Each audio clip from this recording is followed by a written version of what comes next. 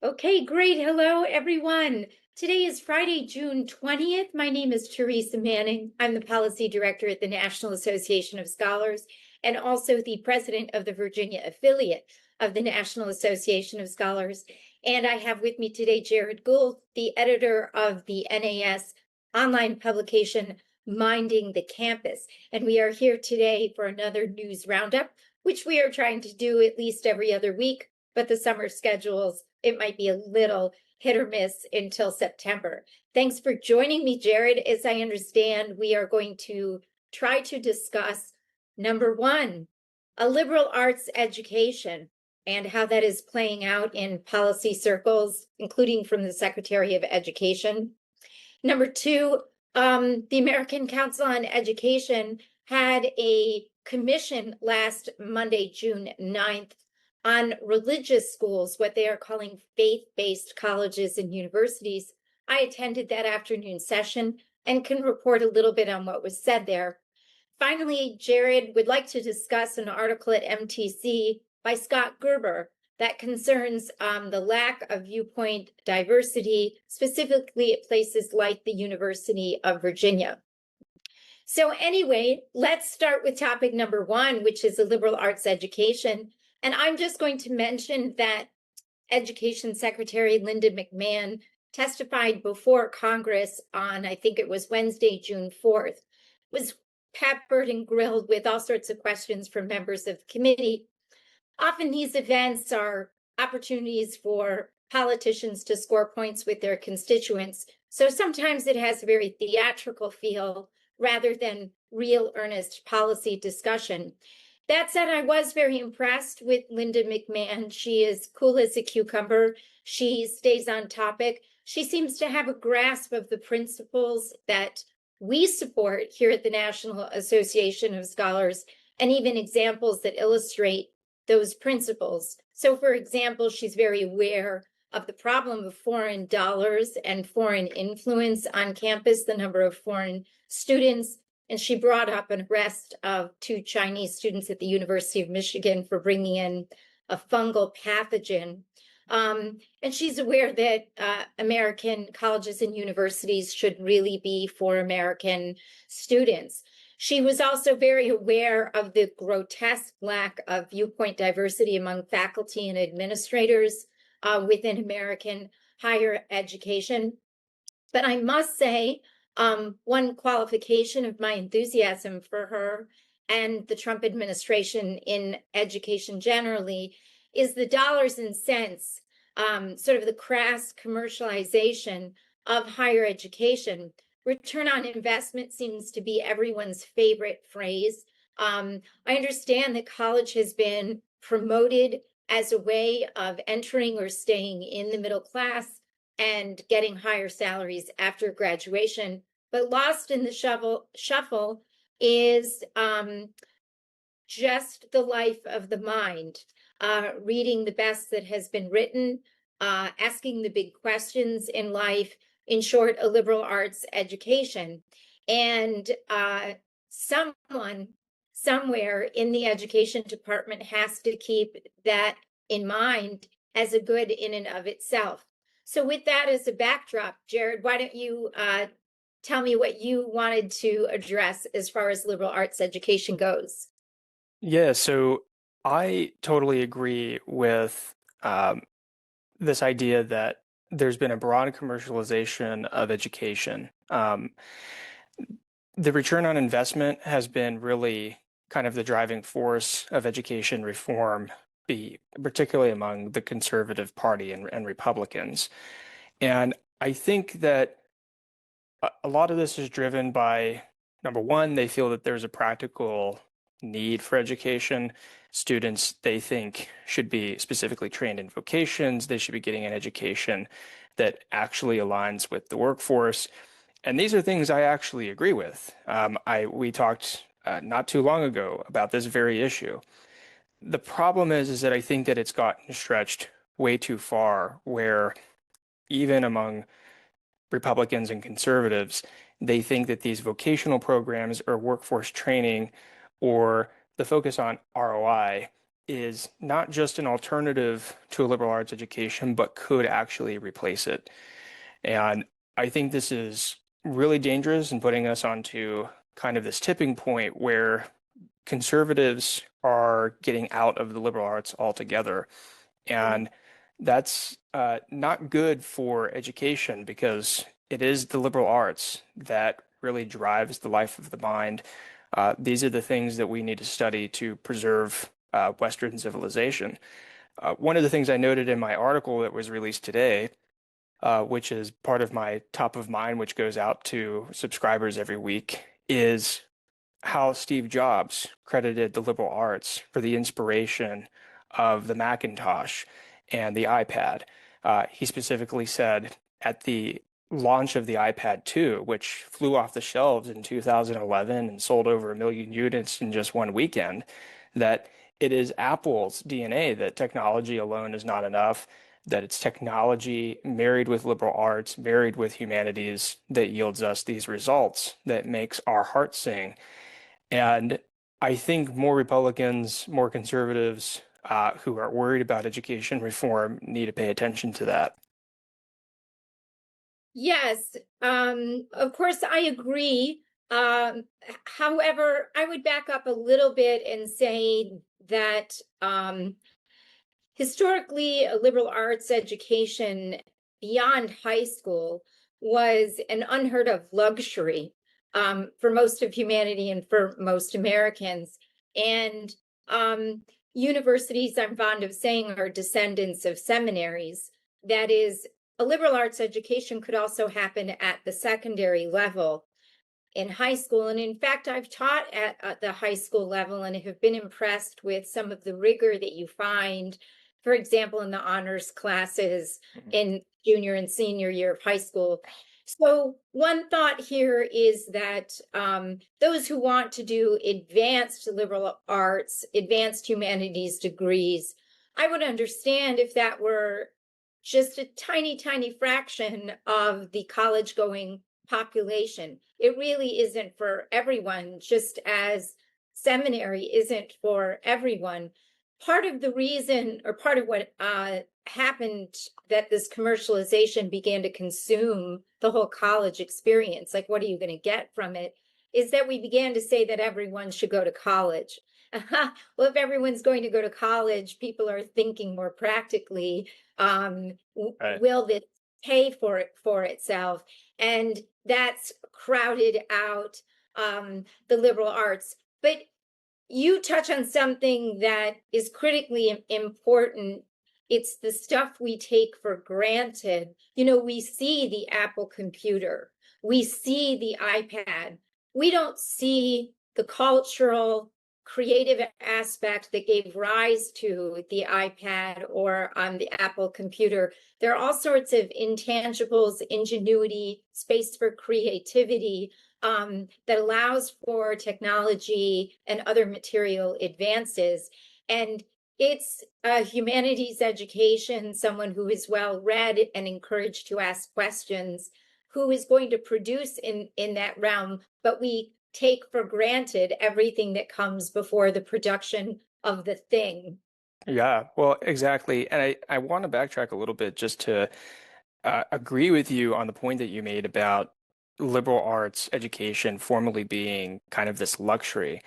One of the downsides of our K-12 system is that in a lot of school districts across the country, the education is so bad that colleges feel that every student coming into college needs these remedial courses. And so this perpetuates the longevity of somebody's time in college. Uh, Mm. there, for the most part, people should be graduating high school at 18 years old with knowledge of our country. Why why do we get up in the morning? What are we worth? What are we fighting for? What are we trying to preserve? Yes. How do I vote in an election? And what are the things that are critical to an election? Um, Unfortunately, a lot of 18-year-olds are graduating not even knowing who the first president of the country was. They don't know anything about the Constitution, the Declaration. Um, they don't know how many senators there are, how Congress works, how anything in the government works. Right. And that's kind of the sad thing. The other part of it, though, is, and why I encourage conservatives to try to reform the liberal arts, is because the liberal arts that has been left in education is not really what I would say a liberal arts, but more of a parody of liberal arts. It is Yeah, the yeah. kind of the 1619 project, the DEI indoctrinated universities where the belief in studying Western civilization is somehow racist, that we can't study that. Um, that's all bad. That's really bad. And if we're going to send conservatives only into, let's say, the workforce pipeline, and we don't educate them in any of these other faculties, then we leave the liberal arts only siloed completely to the left, Mhm. which is going to clearly be a denigration to our culture and our intellectual heritage. And that's what I fear the most. And so I wish that there was a more balanced politics where, yes, the push for vocational training and workforce training and ROI are all very important things to consider, but so is Western civilization. Yes, it might be a good idea. It's almost forbidden to think this way, but to winnow things down. There needs to be sort of a pairing off. And we're seeing this happen already. Jared, a lot of the things that we say we would like to see actually are somewhat underway. So K through 12 is a disaster in most public schools, but you've seen an enormous exodus from the public K through 12 schools. Homeschooling is like this huge success story, not just the homeschoolers, but also charter schools, including charter classical schools. So people recognize the problems and they're opting out, and that's persisting, I think, through to the post-secondary level, colleges and universities. Patrick Henry College, for example, in Virginia, is mostly homeschooled students. We have someone on staff, Kaylee Gerard. She's our second Patrick Henry College graduate. They are simply excellent. So there might be a winnowing down already of people who are serious about the humanities and civics education. So a dwindling number, but higher quality. And I think the political correctness, the partisanship, the DEI, the 1619 project, because so much of that is parasitic, it's the critique of Western civilization. If serious scholars and serious students withdraw, I don't know that they're going to have anything. They depend very much on simply tearing down.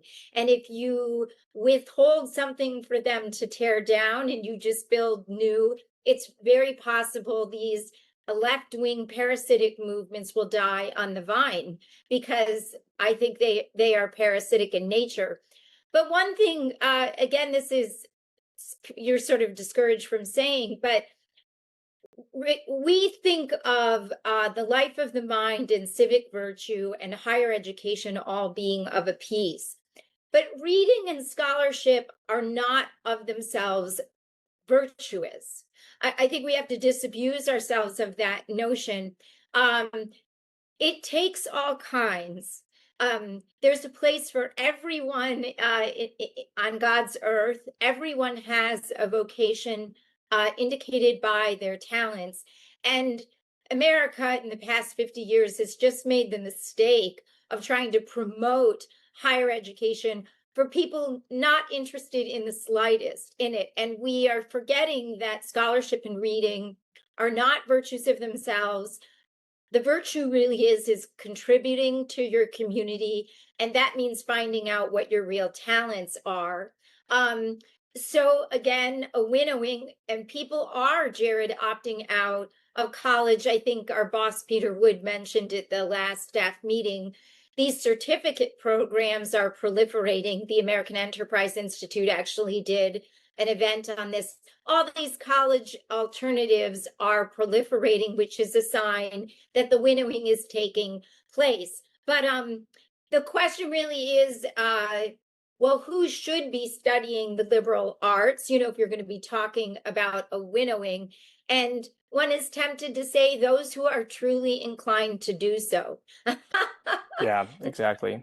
Not those who are forced to do so, who are told that going to college is going to get you a better job. Not people, as I say, when I taught at high school, a lot of those kids were so chomping at the bit to go do something.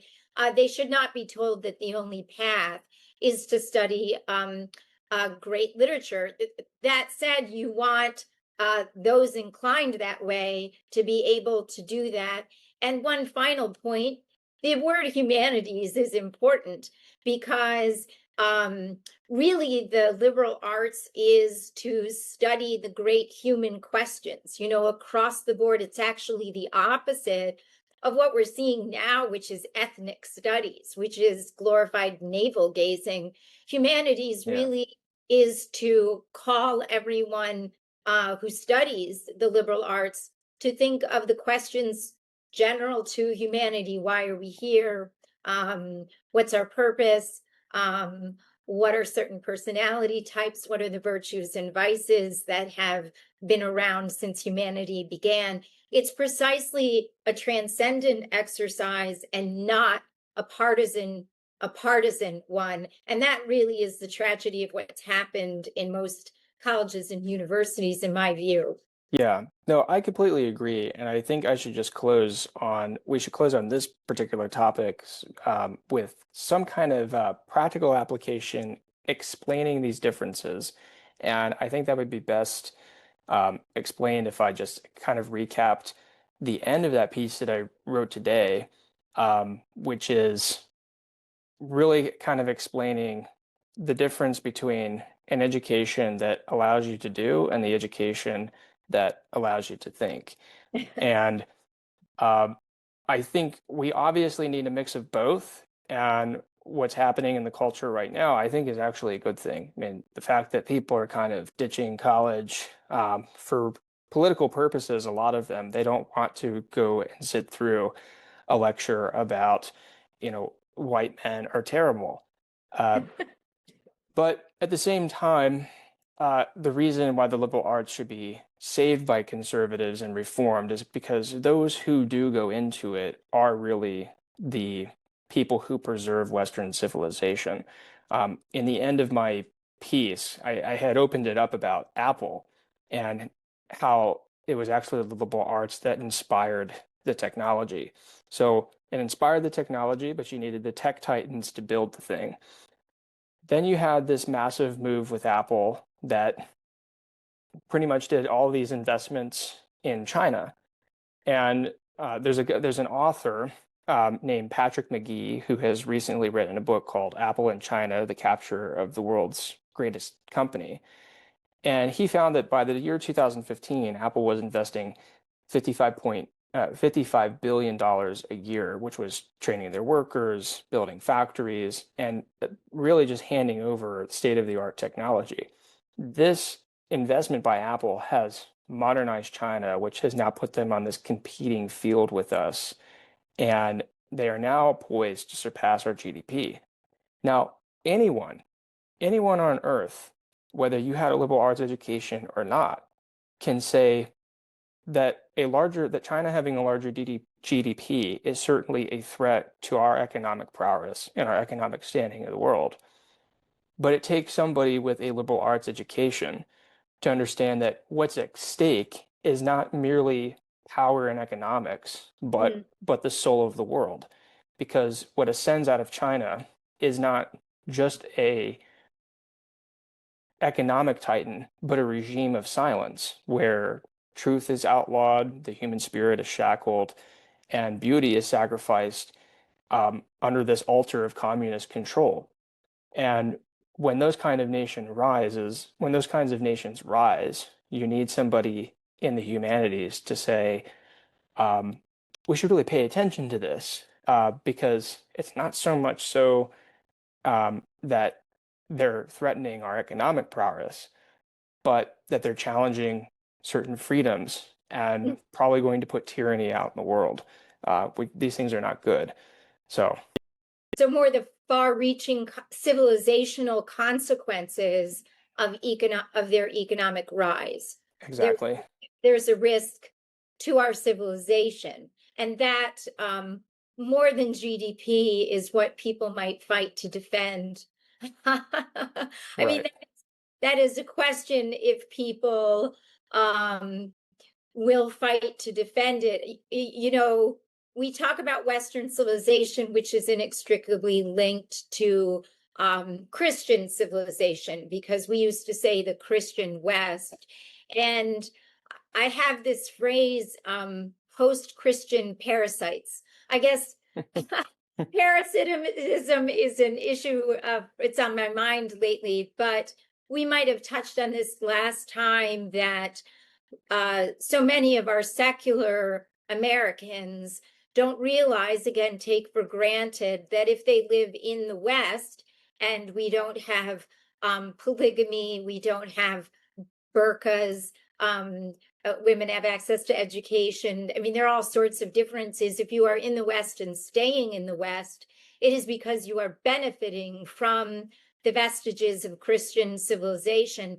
And everyone, there's almost a part of me that thinks I don't, it doesn't concern me if you are a believing Christian or believe in Western civilization, but you ought to act to preserve Western civilization since you are benefiting from it insofar as you are here.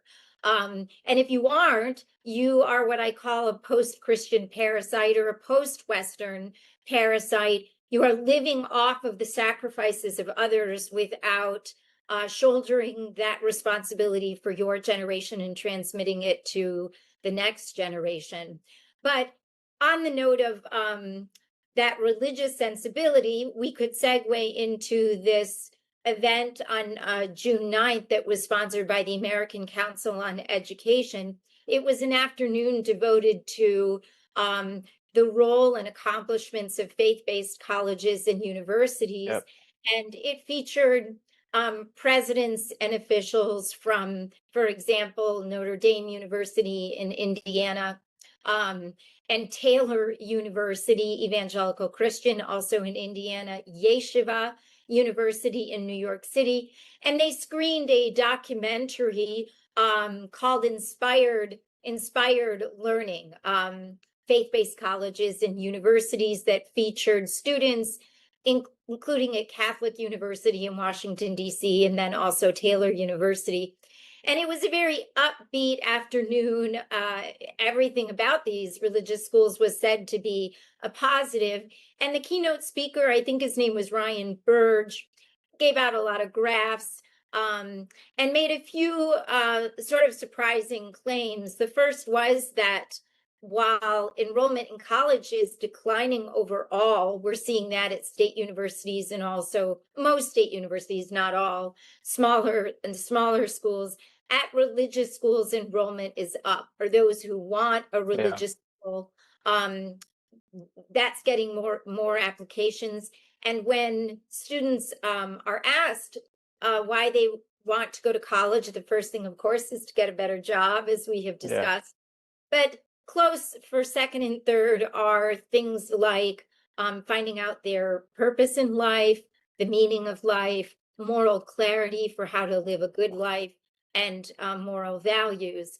And the other surprising claim was that those with higher degrees actually do practice religious faith, that it is they continue to go to church. Now, that's contrary to the impression that most of us have, especially since the Ivy League often sets the tone. And the Ivy League, even though so many of them started as religious institutions, including Harvard and Yale, have become very secular, if not anti-religious and anti-Christian. So we certainly don't have that impression. But he claimed that if you look at PhDs and masters and BAs overall, that they do continue to go to church. And then he went through some of the advantages of religious observance, foremost being stability, but also, as you put it, a sense of why you're getting up in the morning. And with stability, the other consequences are stable employment and stable family life. So it was a very upbeat and optimistic afternoon, which kind of surprised me. I didn't know that the American Council on Education sponsored events like this. It could have been a message to the more secular schools that they need to step it up in this department, but I don't know. What do you think, Jared? Well, I think a lot of things. Number one is I I'm always a bit skeptical of everything because I am just that way. I have no doubt that the enrollment at religious institutions is going up. I think that is probably in part just from my own personal experience and what I've witnessed at my own church attendance is really a spiritual revival in the country. And these spiritual revivals that I've witnessed happen are a far stretch from what I would call um, emotionally led and emotionally charged religious revivals. So many people that are coming to the church now are really deep thinkers. They've come to their conclusions about faith and the church by studying. Um, these are not people who, I'm sure there are some, but for the most part, and everybody that I've met who are now joining the church really care to know the church history. They care to know what the theology is. They pick up their Bibles. This is not the kind of Christian revival where people haven't read the Bible, but they say that they're Christian. That So I'm said, sorry, are you contrasting that spiritual revivals of old were more emotional? Are you saying that we are in the midst of a spiritual revival that is more intellectual? Is that what you're saying? yeah, I mean, I don't want to say it so Bluntly. with such authority that it's a fact, but I do speculate that that is much of the problem. The reason that well, that I do speculate that is probably what has happened in the past. The reason I say that is because just judging from my own experiences of the people I talk to, my parents say that they're Christian, but they've never read the Bible. They don't know. When you ask them, I grew up with a mom who said if I asked any questions about church life, it'd be, do you want to go to hell? I'm like, no, I don't, but I still want answers. Um, but a Like what lot of, questions, Jared? What questions would invite that response? well, I would, even at a young age, I was asking deep questions about why did Jesus have to die to forgive sins? Like, couldn't he have just snapped his fingers and said, the sins are forgiven? And, my mom would just think that that was just sacrilege to say, to even Question. ask questions. Um, this is, I think, a spiritual revival happening in this country that's not really, I don't think the colleges have much to do with it, but I do think that because of the spiritual revival, those who are going to college now, um, are more Christian than they've ever been. And so therefore they're choosing religious universities. Now, what I'm skeptical about is if a lot of these so-called religious institutions are actually religious. As we've Hmm. seen with, I recently wrote about a university, a Christian university in Texas, who runs the gambit on DEI. Hmm. They're putting up a slave memorial wall and doing what I would essentially call a religious service around the memorial of slavery, Hmm. which to me is uh, really not part of Christian ethics and shouldn't be taking place. Um, and then we've also seen other institutions like Georgetown University. Oh, yeah. How un-Catholic are they? And yet they still get to keep this nominal Catholic affiliation. Yes. Um, but but yes, I am excited, and it's nice to hear that so many people are going to the religious institutions over other institutions. I think, Hillsdale is one of those institutions that, anytime you see enrollment go up there, that's good news. Um, but any of these universities in Nevada that say they're religiously affiliated, any of the ones in Texas that say they're religiously affiliated, I'm Yeah. not so sure. Well, it's more a commentary, I think, on the young people than it is on the schools. The young people, I hazarded the guess that they are responding in part to a nihilism, a materialism, a hedonism that never satisfies, that sort of leaves you empty. There's the human soul realizes there's something more.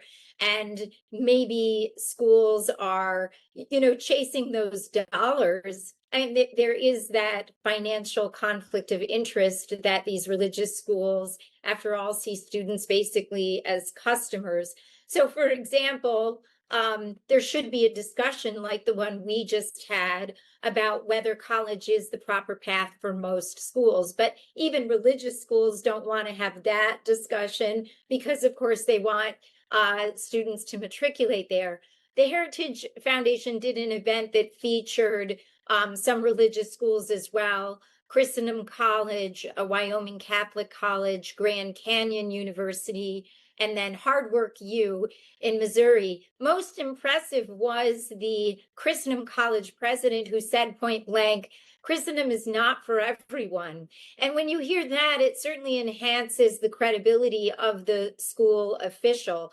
But with respect to your question, I do think it's much more a commentary on the young people themselves than the schools. And in fact, some of these students might arrive at the school and demand that the school walk the walk and not just talk the talk. I mean, that could certainly happen. I think that happens sometimes at Georgetown and also at Notre Dame, because Notre Dame, I mean, I don't know if you know, they hired Pete Buttigieg, who is right in the Biden Yeah, administration, right. been an open homosexual, human trafficking, adopting, and this, of course, flouts Catholic teaching on human sexuality, and he had a teaching post there. So this is a huge problem.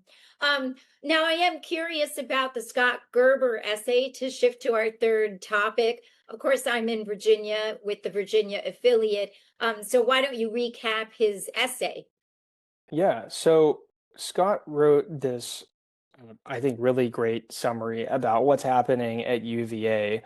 In its latest board meeting, well, to give readers or to give listeners to this some recap, the University of Virginia has been under investigation by the federal government because its administration has been attempting to maintain these illegal diversity, equity, and inclusion policies.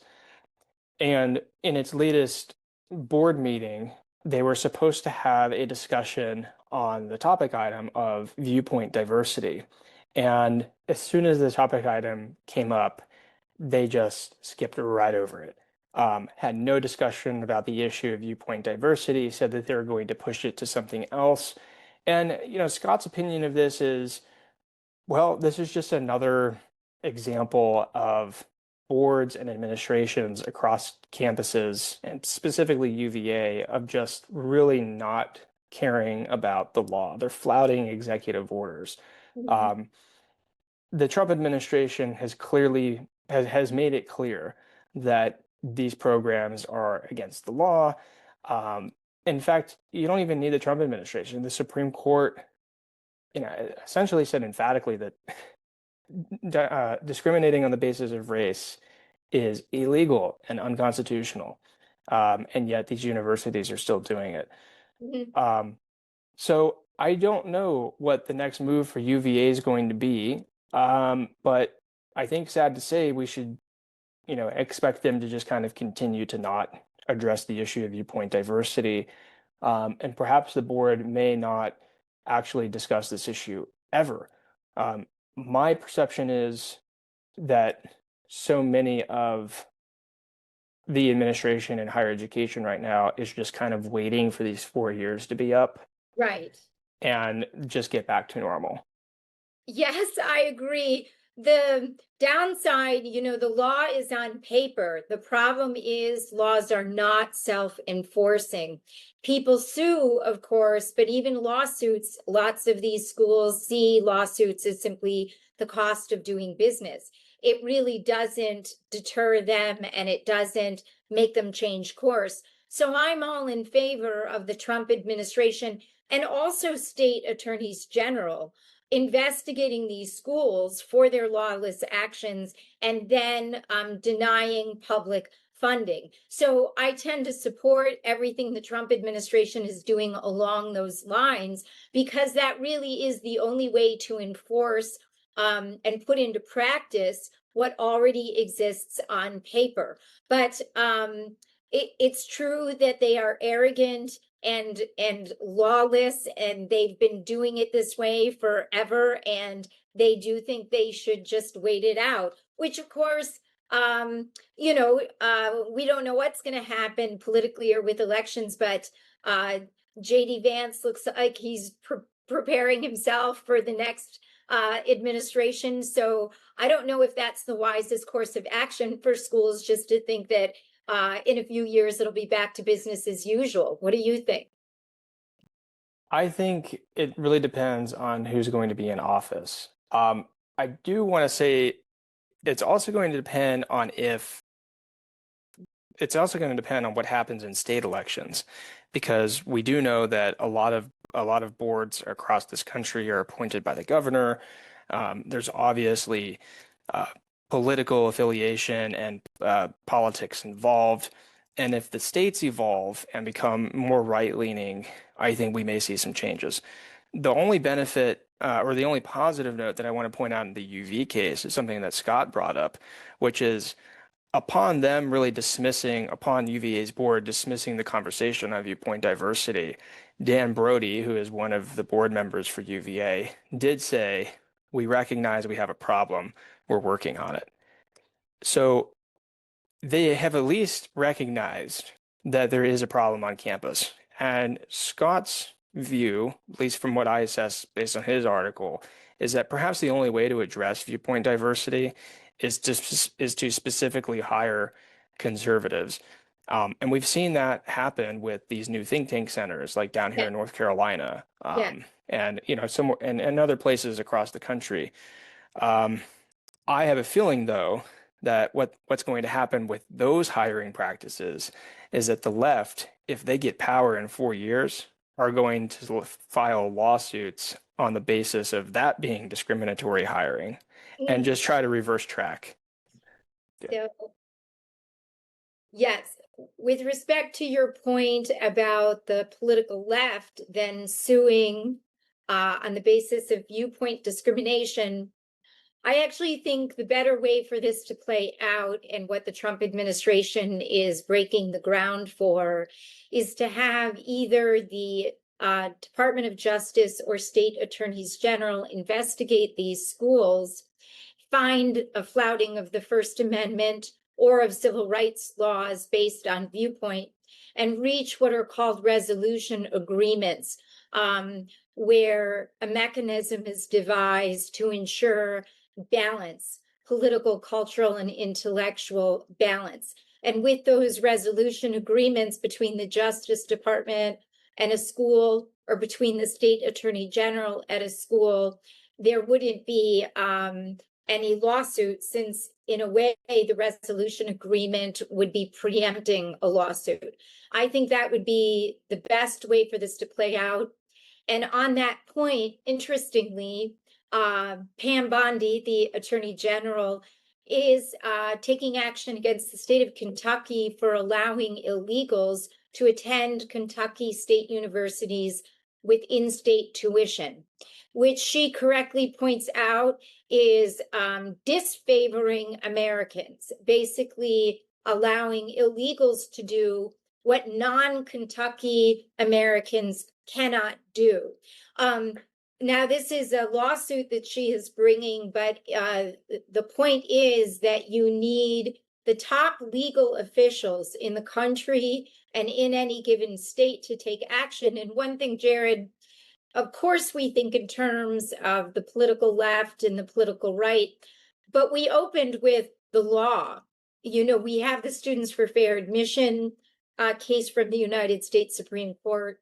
we have the executive orders. These are legal instruments, legal documents. So it transcends the political divide. This is what the Constitution requires, what our civil rights laws require. So it's not just politics as usual. And that's why I would like to see the highest legal officials in the country or in a state take the lead on that. Lawsuits can only do so much because the schools figure, as I say, it's the cost of doing business. But we're running short on time because we didn't want to go much over an hour. And you had inquired about the Title IX rule at the Department of Energy. So I just want to quickly mention that apparently the Energy Department has promulgated a rule, but I don't know that it went through the formal rule-making process. It's a rescission as opposed to an issuance of a rule where they are going to stop allowing a boy to be on a girls' team if there's no team for boys. For example, if there's cheerleading and a boy wants to be a cheerleader, it wouldn't authorize or allow that. Or if a girl wanted to play football, allowing the girl to play with the boys. And it's sort of an interesting development because it's such a minor move. These are only for grant recipients of the Energy Department. So I don't know that the impact or the consequence is going to be all that meaningful. On the other hand, these are small steps, I think, to put a stop to gender ideology wherever it might be rising, and pretending, that girls could actually play on a football team, at any level, because this is a contact sport. And there might be an exemption for contact sports, but I think this should be supported to put a stop to the gender confusion that certainly the powers that be are trying to impose. The second thing I would say, and it's a more general comment, is the sports mania generally. I mean, I don't know, Jared, if we've talked that much about this, but I played a lot of basketball. I jog every day. I play a lot of tennis. I'm all in favor of physical fitness. I have different feelings and different thoughts, however, about intensely competitive sports. I think these are problematic, even for guys, actually. I think somebody could probably make a good case that they're not healthy. There's a deformation of the body that takes place. And certainly for girls, people don't discuss the health downside, the malformation of the female body, the cessation of menstrual periods. There are all sorts of physical fallouts from this.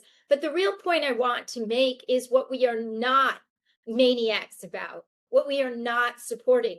What happened to hunting and fishing or shooting a gun? What happened to playing bridge or playing poker or playing chess? What happened to dancing the tango or the waltz or even square dancing? What are we not supporting? Because Right. we are absolute maniacs about athletics. And as I say, I am all in favor of physical fitness. I'm all in favor of physical activity. But this mania about sports, it really looks like bread and circuses. And we're locked into this mindset of equal access to sports and funneling tons of money into girls' sport with nobody asking the bigger questions about whether this is a good thing for anyone, even Yeah. much less so even for developing young women. Well, it most certainly takes away from the actual time that students would spend studying. You can just look at even the most basic surveys. You look at the amount of hours that the average student was spending in the 60s, and it was 40 hours a week. I mean, they treated college like a full-time job. They treated reading and doing their homework like a full-time job. And now it's, I think, less than 15. Let's And flip. If you're an yeah, athlete, your job is the athletics. And exactly. the academics is just, Yeah, no, it's not there. But this is interesting point because in Richard Vedder's latest book, Let Colleges Fail, which I reviewed, he college sports and college athletics took a lot of flack from Vetter, mostly on the basis that these programs lose a lot of money. Um, and yet, we're flipping these bills for these ginormous stadiums and subsidizing them through tuitions and fees. And then even strangers that the coaches are earning salaries that make the university president's salary look like a grad student stipend. Um, and then when you add the Title IX stuff on top of it, with this fallout of biological males competing in women's sports, masquerading as women, um, it just adds more flames to this fire, which is college athletics. I think the one of the bigger issues, though, is, and this is something I talked about when I was working in the Mississippi politics. I honestly think, I told Richard Vedder this, I think I lost the campaign when I was running for mayor. I think I primarily lost it because I knew nothing about sports. I would have people come to me and just want to, have some kind of conversation about, well, what are we going to do with the Pedal Sports Association and blah, blah, blah, blah. It's every single conversation the constituents wanted to have was about sports for their kids. And I'm like, well, the role of the mayor is supposed to be like municipal government. Like I'm supposed to be making sure that the water supply is good, make sure that the water department works, make sure that your property taxes don't get raised, that the schools are functioning.